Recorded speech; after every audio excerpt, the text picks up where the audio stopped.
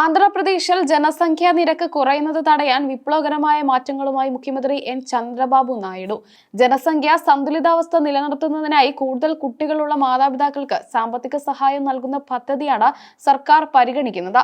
സംസ്ഥാനത്തെ ഫെർട്ടിലിറ്റി നിരക്ക് ഗണ്യമായി കുറയുന്നത് ഭാവിയിൽ വലിയ പ്രതിസന്ധിക്ക് കാരണമാകുമെന്ന് നായിഡു നിയമസഭയിൽ മുന്നറിയിപ്പ് നൽകി. ഇത് പരിഹരിക്കാൻ രണ്ടാമത്തെ കുട്ടി മുതൽ മാതാപിതാക്കൾക്ക് പ്രത്യേക പ്രോത്സാഹന തുക നൽകാനാണ് തീരുമാനം. പദ്ധതി പ്രകാരം രണ്ടാമത്തെ കുട്ടിയോ അതിൽ കൂടുതലോ ഉണ്ടാകുന്ന മാതാപിതാക്കൾക്ക് പ്രസവ സമയത്ത് തന്നെ 25,000 രൂപ ധനസഹായമായി നൽകും. ഈ സാമ്പത്തിക ആനുകൂല്യം ജനസംഖ്യാ വർധനവിന് പ്രചോദനമാകുമെന്ന് മുഖ്യമന്ത്രി പ്രത്യാശ പ്രകടിപ്പിച്ചു. നിലവിൽ ആന്ധ്രാപ്രദേശിന്റെ ഫെർട്ടിലിറ്റി നിരക്ക് 1.5 ആണ്. ഇത് ദേശീയ ശരാശരിയേക്കാൾ താഴെയാണെന്നത് സർക്കാരിനെ ആശങ്കപ്പെടുത്തുന്നു. ഈ നിരക്ക് 2.1 എന്ന സുരക്ഷിതമായ നിലയിലേക്ക് ഉയർത്തുകയാണ് സർക്കാരിന്റെ ലക്ഷ്യം. യുവാക്കളുടെ എണ്ണം കുറയുകയും പ്രായമായവരുടെ എണ്ണം വർദ്ധിക്കുകയും ചെയ്യുന്നത് സംസ്ഥാനത്തിന്റെ സാമ്പത്തിക ഭദ്രതയെ ബാധിക്കുമെന്ന് നായിഡു ചൂണ്ടിക്കാട്ടി.